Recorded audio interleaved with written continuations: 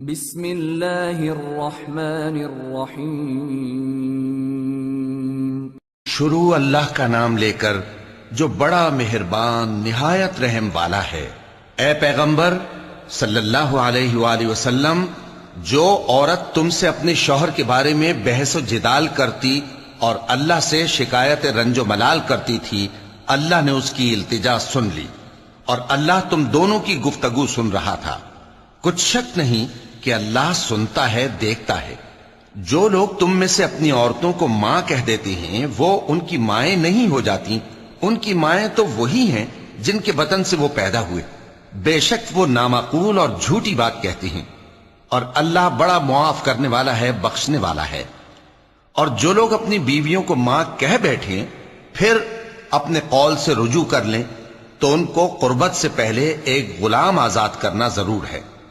مومنو، اس حکم سے تم کو نصیحت کی جاتی ہے اور جو کچھ تم کرتے ہو اللہ اس سے خبردار ہے۔ اب جس کو غلام نہ ملے وہ قربت سے پہلے لگاتار 2 مہینے کے روزے رکھے، پھر جس کو اس کا بھی مقدور نہ ہو اسے 60 محتاجوں کو کھانا کھلانا چاہیے۔ یہ حکم اس لیے ہے کہ تم اللہ اور اس کے رسول کے فرما بردار ہو جاؤ، اور یہ اللہ کی حدیں ہیں، اور نہ ماننے والوں کے لیے درد دینے والا عذاب ہے۔ جو لوگ اللہ اور اس کے رسول کی مخالفت کرتے ہیں وہ اسی طرح ذلیل کیے جائیں گے جس طرح ان سے پہلے لوگ ذلیل کیے گئے تھے، اور ہم نے صاف صاف آیتیں نازل کر دی ہیں، اور جو نہیں مانتے ان کو ذلت کا عذاب ہوگا۔ جس دن اللہ ان سب کو جلا اٹھائے گا تو جو کام وہ کرتے رہے ان کو جتائے گا۔ اللہ نے وہ سب کام لکھوا رکھے ہیں اور یہ ان کو بھول گئے ہیں، اور اللہ ہر چیز سے واقف ہے۔ کیا تم کو معلوم نہیں کہ جو کچھ آسمانوں میں ہے اور جو کچھ زمین میں ہے اللہ کو سب معلوم ہے؟ کسی جگہ 3 شخصوں کی سرگوشی ہوتی ہے تو اللہ ان میں چوتھا ہوتا ہے، اور جہاں 5 آدمیوں کی سرگوشی ہو تو وہ ان میں چھٹا ہوتا ہے، اور نہ اس سے کم یا زیادہ مگر وہ ان کے ساتھ ہوتا ہے، خواہ وہ کہیں ہوں۔ پھر جو جو کام یہ کرتے رہے ہیں قیامت کے دن اللہ سب ان کو بتائے گا۔ بے شک اللہ ہر چیز سے واقف ہے۔ اے پیغمبر صلی اللہ علیہ وآلہ وسلم، کیا تم نے ان لوگوں کو نہیں دیکھا جن کو سرگوشیاں کرنے سے منع کیا گیا تھا، پھر جس کام سے منع کیا گیا تھا وہی پھر کرنے لگے؟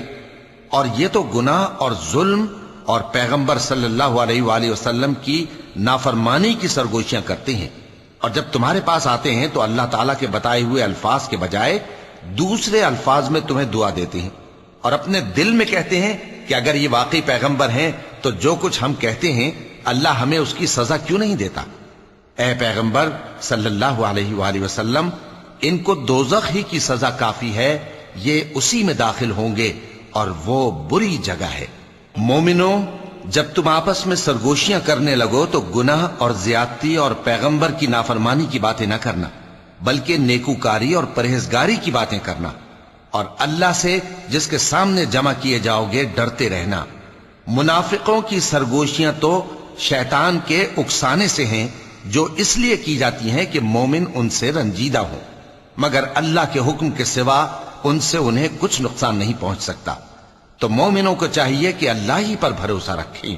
مومنوں، جب تم سے کہا جائے کہ مجلس میں کھل کر بیٹھو تو کھل کر بیٹھا کرو، اللہ تم کو کشادگی بخشے گا، اور جب کہا جائے کہ اٹھ کھڑے ہو تو اٹھ کھڑے ہوا کرو۔ جو لوگ تم میں سے ایمان لائے ہیں اور جن کو علم عطا کیا گیا ہے اللہ ان کے درجے بلند کرے گا، اور اللہ تمہارے سب کاموں سے واقف ہے۔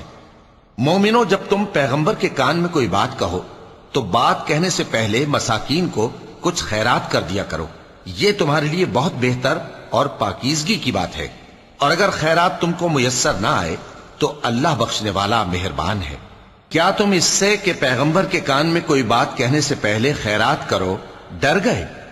پھر جب تم نے ایسا نہ کیا اور اللہ نے تمہیں معاف کر دیا تو نماز قائم کرتے رہو اور زکوٰۃ دیتے رہو، اور اللہ اور اس کے رسول صلی اللہ علیہ وآلہ وسلم کی فرما برداری کرتے رہو، اور جو کچھ تم کرتے ہو اللہ اس سے خبردار ہے۔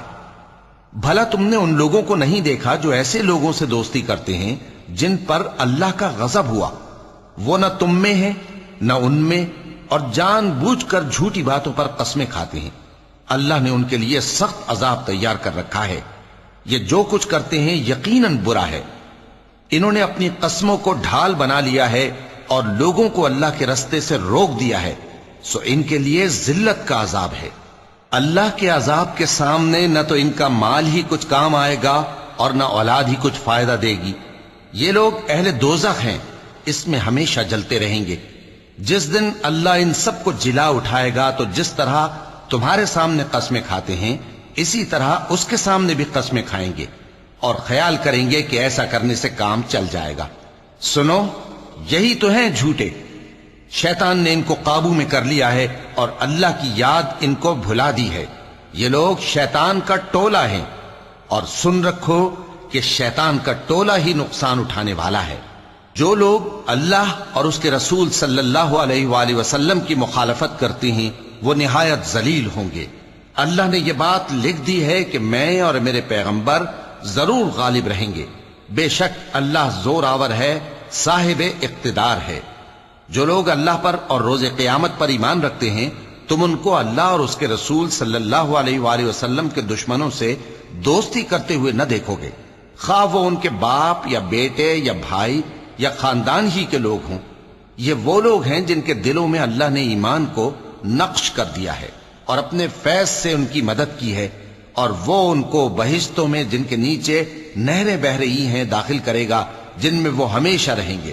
اللہ ان سے خوش اور وہ اللہ سے خوش۔ یہی لوگ اللہ کی جماعت والے ہیں۔